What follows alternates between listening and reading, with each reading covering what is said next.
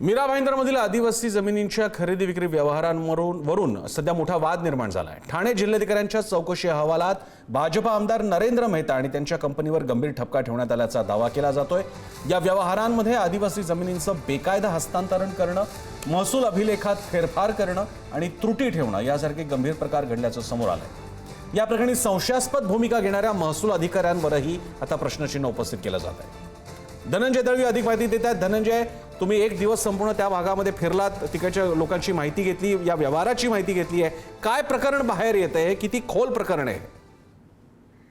प्रसन्न sir, आपण जर पाहिलं तर या संपूर्ण प्रकरणात खरं तर ही जागा जी आहे ती संजय गांधी राष्ट्रीय उद्यानाच्या अगदी मीरा भाईंदरच्या दिशेने खालच्या बाजूला असलेली ही जागा आहे। जंगलातला हा संपूर्ण परिसर तसं बघायला गेलं तर आजूबाजूला सगळी हिरवळ पाहायला मिळते आणि तिथे मोठ्या प्रमाणात काम सुरू असलेलं पाहायला मिळतं। म्हणजे मीरा भाईंदर परिसरातली ही जी आदिवासी जमिनीची खरेदी विक्री गैरव्यवहार आहे आणि याचा जो ठपका ठेवण्यात आलाय याबद्दल जे ठाण्याचे जिल्हाधिकारी आहेत त्यांनी चौकशीचा अहवाल हा सरकारला दिला आणि या सगळ्या संदर्भामध्ये त्याच्यात जे नाव आलं ते स्थानिक आमदार नरेंद्र मेहता यांचं आणि त्यांच्या कंपनीचं नाव यामध्ये समोर आलं। तर या सगळ्या संदर्भातली कारवाई जी आहे ती कशा पद्धतीने होते हे पाहावं लागणार। मात्र यामुळे राजकीय वर्तुळात सगळी जी चर्चा आपल्याला पाहायला मिळाली। खरं तर जो मीरा भाईंदरचा हा जो पट्टा आहे त्याच्यात मौजे वरसावे म्हणून गाव आहे आणि या गावाच्या बाजूला सगळ्या जर आपण पाहिलं तर आदिवासी पाडे जे आहेत ते आपल्याला खरं तर या संपूर्ण आजूबाजूला पाहायला मिळतात आणि त्यामध्येच आपण जर पाहिलं